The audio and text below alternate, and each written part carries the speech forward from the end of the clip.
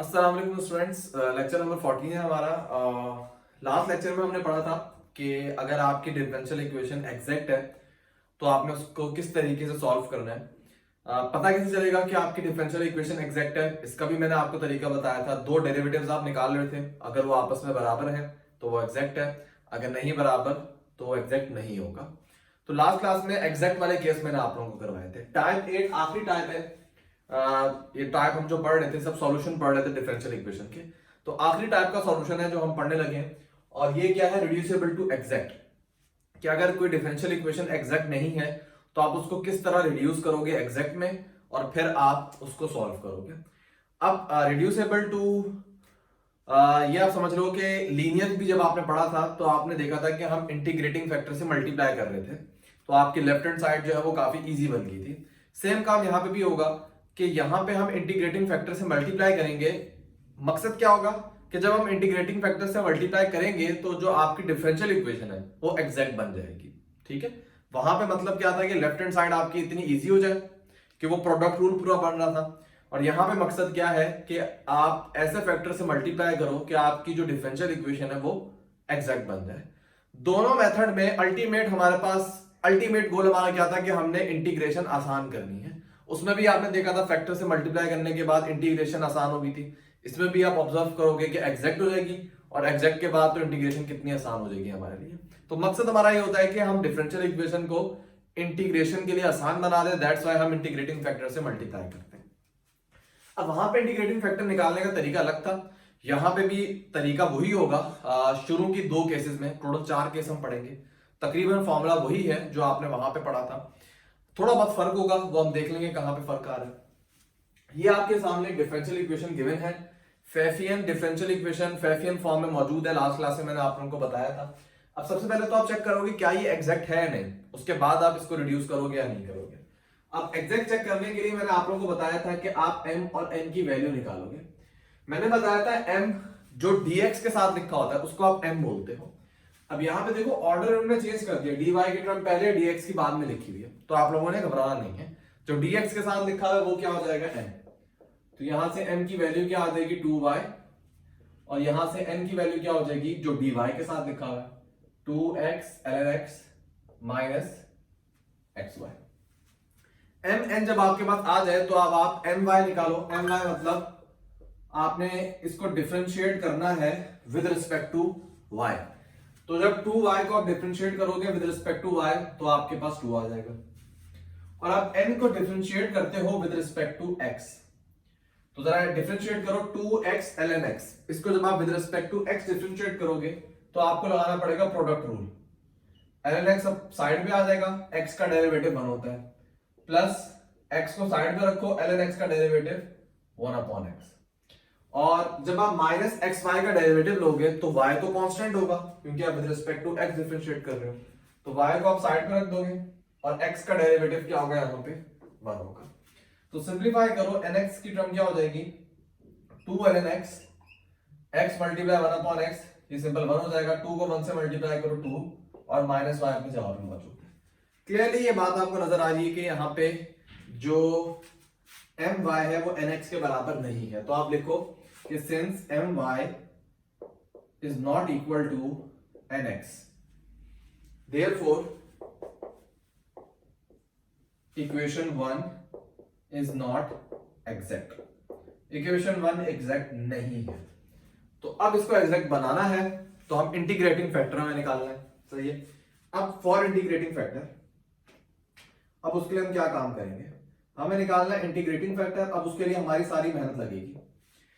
Integrating factor निकालने के तरीके क्या होंगे? यहाँ पे 4 केसेस हैं। पहला वाला केस मैं आप लोगों को बता रहा हूं। अगर ये वाला केस किसी डिफरेंशियल इक्वेशन पे लगेगा तो लगा दोगे आप, अगर ये वाला नहीं लगेगा तो केस 2 आप लगाओगे।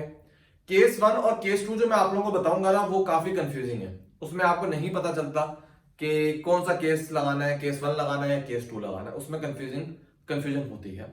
तो बेहतर होता है दोनों आप लगा लो क्योंकि वो दोनों इजी हैं। जब मैं दूसरा केस बताऊंगा तो आपको बात समझ आ जाएगी। दोनों इजी हैं, दोनों में से आप देखना जो लग रहा है वो सही है। केस 3 केस 4 डिफरेंशियल इक्वेशन देख के आप पहचान जाओगे कि यार ये केस 3 का है या ये केस 4 का क्वेश्चन है, उसमें तो कंफ्यूजन नहीं होगी। तो बहरहाल सबसे पहले केस 1 देख लेते हैं, बाकी बातें हम बाद में करते हैं। इंटीग्रेटिंग फैक्टर कैसे निकालोगे, एक फॉर्मूला होगा। फॉर्मूला क्या है, m y minus n x divided by n. आपने ये पूरी चीज कैलकुलेट करनी है। अगर ये पूरी चीज आप कैलकुलेट करो और रिजल्ट में आपके पास फंक्शन ऑफ एक्स आ जाए, कोई मतलब कोई भी एक्सप्रेशन हो जो कि एक्स की फॉर्म में हो, 1/x, एक्स स्क्वायर, कोई भी एक्सप्रेशन जो एक्स की फॉर्म में मौजूद हो, तो आपका इंटीग्रेटिंग फैक्टर क्या हो जाएगा, सिंपल e की power f of x dx। जो आंसर में आपके पास फंक्शन ऑफ x आया होगा, e की पावर में उसको इंटीग्रेट कर देना, वो आपका इंटीग्रेटिंग फैक्टर हो जाएगा। ये केस 1 का क्वेश्चन है। अब फॉर एग्जांपल अगर आप ये मालूम करो, इस पूरी चीज को फाइंड करो, लेकिन वो फंक्शन ऑफ x ना हो, उसके अंदर y भी आ रहा है या सिर्फ y आ रहा है उसके अंदर, तो इसका मतलब आप ये मेथड यूज नहीं कर सकते। फिर आप केस 2 पे जाओगे। केस 2 ये है कि nx minus m y divided by m। आप ये वाला कैलकुलेट करोगे, और जब आप ये कैलकुलेट करोगे तो आपके पास क्या आना चाहिए, फंक्शन ऑफ y आना चाहिए। इसको याद रखने का सिंपल तरीका है, एंड पे x आ रहा है ना तो फंक्शन ऑफ x, एंड पे अगर y आ रहा है फंक्शन ऑफ y। तो इसको जब आपने कैलकुलेट किया, फंक्शन ऑफ x आ गया, तो आपके लिए इजी काम है, आप इंटीग्रेटिंग फैक्टर ऐसे निकाल लोगे। लेकिन अगर ये फंक्शन ऑफ x नहीं आया तो फिर आप ये करोगे, जैसे ही आप ये मालूम करोगे तो अब ये फंक्शन ऑफ y आ रहा होगा, तो जैसे ही फंक्शन ऑफ y आ जाएगा, अगेन इंटीग्रेटिंग फैक्टर क्या होगा, जो फंक्शन ऑफ y आया है उसको डिफरेंशिएट कर दो, सॉरी उसको इंटीग्रेट कर दो विद रिस्पेक्ट टू y, आपके पास इंटीग्रेटिंग फैक्टर आ जाएगा। तो या तो इससे होगा या इससे होगा, ठीक है, क्योंकि जो केस 3 केस 4 है वो दिखने में आपको पता चल जाएगा कि इस टाइप का तो क्वेश्चन है ही नहीं, ठीक है। तो इन दोनों में से आपको ट्राई करना है, अगर पहला ना हो दूसरा ना हो, रफ वर्क पे आप ट्राई कर लो, जो आपको लगे कि यार ये वाला ठीक है, मतलब आपने इसको सॉल्व किया फंक्शन ऑफ x नहीं आया, आपने इसको सॉल्व किया फंक्शन ऑफ y आया, तो फिर इसकी कैलकुलेशन आप फेयर वर्क पे परफॉर्म कर लो, ठीक है। अब जरा देख लेते हैं, मुझे तो पता मैंने एग्जांपल के हिसाब से ली भी है कि केस 1 का क्वेश्चन है, फंक्शन ऑफ x आ रहा होगा, लेकिन मैं आप लोगों को बता रहा हूं कि अगर पेपर में आए तो दोनों रफ वर्क में चेक कर लेना। अब किस तरह करोगे, एम वाई क्या निकाला है आपने 2 माइनस एन एक्स क्या है, ये पूरे को माइनस से मल्टीप्लाई करो, प्लस वाई डिवाइडेड बाय, नीचे n आएगा, n की वैल्यू भी आपने निकाली है 2x ln x minus x Y.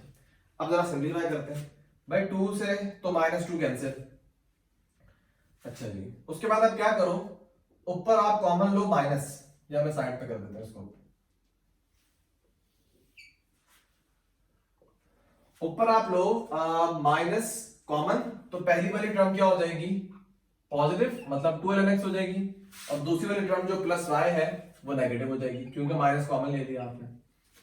Denominator में आप दोनों टर्म में x कॉमन ले लो, तो ये हो जाएगा 2 ln x, पहली टर्म से x कॉमन लो 2 ln x, और यहां पे बच जाएगा -1।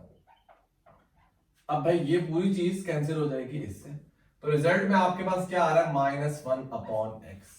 तो आप ऑब्जर्व करोगे, आपने इसको सॉल्व किया और रिजल्ट में जो आ रहा है वो फंक्शन ऑफ x है। अगर फंक्शन ऑफ x आ रहा है, क्योंकि देखो एंड में x और फंक्शन ऑफ x ये मैच कर गया, इंटीग्रेटिंग फैक्टर निकालना बहुत इजी तरीका है। आप सिंपल क्या करो, e लिखो, e की पावर में इस फंक्शन को लिख दो आप, दैट्स इट। तो उसका आंसर क्या होगा, ये हो जाएगा e की पावर माइनस ln x, और इसको अगर आप सॉल्व करोगे तो इंटीग्रेटिंग फैक्टर आ जाएगा 1/x।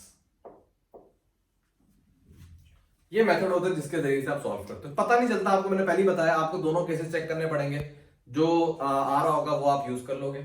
आमतौर पर कुछ टीचर ये भी बोलते हैं कि जो छोटी वाली वैल्यू है ना, जैसे यहाँ पे m छोटा है तो m से डिवाइड करो, लेकिन यहाँ पे ये वैलिड नहीं होगा। तो नॉर्मली बताते हैं ना टीचर्स कि यार दो केसेस हैं, m y minus n x divided by n, और एक है n x minus m y divided by m. तो वो कहते हैं कि आप देखो m और n में जो छोटा है वो वाला फॉर्मूला आप यूज करो, मतलब यहाँ पे अगर m छोटा है ना तो आप ये वाला फॉर्मूला यूज करो जिसमें m डिनोमिनेटर में आ रहा है। अगर लेट कर लो n की टर्म कम होती तो आप ये वाला फॉर्मूला यूज करते। ये वाली चीज ज्यादा सवाल में तो लग जाती है, लेकिन कितने सवालों में नहीं लगती। जैसे ये सवाल है, इसमें m छोटा था तो असूलन ये वाला फॉर्मूला यूज करना चाहिए था, लेकिन ये फॉर्मूला वर्क नहीं करेगा, ये वाला करेगा। तो इसकी कोई मेथड नहीं है जिससे आप पता करोगे, आप दोनों को रफ वर्क पे सॉल्व करोगे, जो मेथड लग रहा होगा वो ठीक हो जाएगा। अब जब आपके पास इंटीग्रेटिंग फैक्टर आ जाए तो जो इक्वेशन नंबर 1 थी ना, जो एग्जैक्ट नहीं थी, उससे आप मल्टीप्लाई कर दो। तो आप लिखो multiply equation 1 by I F. Integrating factor से इक्वेशन 1 को आप मल्टीप्लाई कर दो तो होगा क्या कि x जो है वो इन सब टर्म के नीचे आ जाएगा। आप डायरेक्ट सॉल्व भी कर सकते हो कि अगर पहली टर्म से आप x डिवाइड करो तो ये बच जाएगा 2ln x। दूसरी टर्म से अगर आप x, क्योंकि ये 1/x को मल्टीप्लाई करना है ना, 1/x को मल्टीप्लाई करना मतलब x को डिवाइड करना है आपने। तो इस टर्म को अगर x से डिवाइड करो तो माइनस वाई, dy अपनी जगह पे, प्लस इस वाली टर्म को x से डिवाइड करो तो ये हो जाएगा 2y/x dx। तो पूरी डिफरेंशियल इक्वेशन को आपने इंटीग्रेटिंग फैक्टर से मल्टीप्लाई कर दिया। अब आप चेक करोगे क्या ये आपकी एग्जैक्ट बनी है नहीं बनी, क्योंकि आपको वैसे तो ये पता है कि इंटीग्रेटिंग फैक्टर हमने ऐसा चूज किया जिससे आपकी इक्वेशन एग्जैक्ट बन जाएगी, लेकिन चेक तो करना है आपको। तो फिर आप दोबारा निकालो। अगर आप डिफरेंशिएट करना चाह रहे हो, पहले आप mn बोल रहे थे, अब आप m प्राइम बोल दो, कोई जरूरत नहीं है वैसे डिफरेंशिएट करना। ऊपर m था, इस वाले में आप इसको m प्राइम बोल दो बेशक। तो m प्राइम क्या होगा, जो dx के साथ लिखा हुआ है 2y/x, और इसी तरह n प्राइम क्या हो जाएगा, जो dy के साथ लिखा हुआ है 2ln x माइनस y। अब अगेन आप इनको डिफरेंशिएट करो, m प्राइम को आप डिफरेंशिएट कर दो विद रिस्पेक्ट टू y। जो कोफिशिएंट है वो साइड पे देंगे, 2 और x, ये कोफिशिएंट है इसको साइड पे करो। y का डेरिवेटिव 1 होता है, लिखो ना लिखो बात एक ही है। फिर आप m प्राइम को डिफरेंशिएट कर दो विद रिस्पेक्ट टू x। तो 2 को साइड पे रखो, ln x का डेरिवेटिव क्या होता है 1/x, और माइनस y क्योंकि कांस्टेंट है y, क्योंकि विद रिस्पेक्ट टू x आप डिफरेंशिएट कर रहे हो तो y का डेरिवेटिव 0 हो जाएगा। तो इन शॉर्ट ये क्या आ रहा है 2/x आ रहा है। तो यहां पे आप लिखोगे सिंस, मैं यहां भी सॉल्व कर देता हूं, जगह थोड़ी सी है, कि since m prime y is equal to n prime x, therefore ये जो इक्वेशन है ना इसको आप नाम दे दो 2 का, देयरफॉर इक्वेशन 2 इज एग्जैक्ट। पहले एग्जैक्ट नहीं थी, इंटीग्रेटिंग फैक्टर से मल्टीप्लाई करने के बाद अब ये आपकी डिफरेंशियल इक्वेशन एग्जैक्ट बन गई। अब इसको इंटीग्रेट कर देंगे। इंटीग्रेट करने का तरीका एग्जैक्ट वही होगा जो मैंने टाइप 7 में आपको बताया था, उसी तरीके से हम करेंगे, क्योंकि टाइप 7 में आपकी डिफरेंशियल इक्वेशन एग्जैक्ट होती थी ना, तो हमने देखो डिफरेंशियल इक्वेशन को एग्जैक्ट बना दिए। तो अब इसका वही तरीका होगा जो आप टाइप 7 में पढ़ते थे। अच्छा, m और n की ये वाली वैल्यूज आप चूज करोगे, ये वाली चूज नहीं करोगे, क्योंकि इस वाली डिफरेंशियल इक्वेशन ये एग्जैक्ट थोड़ी ना थी, ये आपने एग्जैक्ट बनाई है ना, तो m और n यहां से आप चूज करोगे। क्या मैंने तरीका बताया था इंटीग्रेट करने का, कि इंटीग्रल आप m की वैल्यू लिखो, m क्या है 2y/x, और with respect to x differentiate करोगे, सॉरी इंटीग्रेट करोगे, लेकिन इसमें y कांस्टेंट होगा, प्लस आपने n को इंटीग्रेट करना है, लेकिन n की वो वाली टर्म को जिसमें x ना आ रहा हो। देखो इसमें x आ रहा है, हटा दो इसको, इस वाली टर्म में x नहीं आ रहा, तो आप इंटीग्रेट कर दो माइनस y को, किसके रिस्पेक्ट से, y के रिस्पेक्ट से, और राइट हैंड साइड पे आप लिख दोगे c। तो n की जिस टर्म में x होगा उस टर्म को आपने नहीं लिखना, जिस टर्म में x नहीं होगा उस टर्म को आपने इंटीग्रेट करना है with respect to y। Integrate करते हैं, देखो यहां पे जो y है वो कांस्टेंट है, तो इंटीग्रल से बाहर कर दो, 2y इंटीग्रल से बाहर हो जाएंगे, 1/x का इंटीग्रल क्या होता है ln x। यहां पे आप इंटीग्रेट करोगे, y का इंटीग्रल क्या हो जाएगा y²/2, और राइट हैंड साइड पे कांस्टेंट है, ये आपके पास आ जाएगा सॉल्यूशन इस डिफरेंशियल इक्वेशन।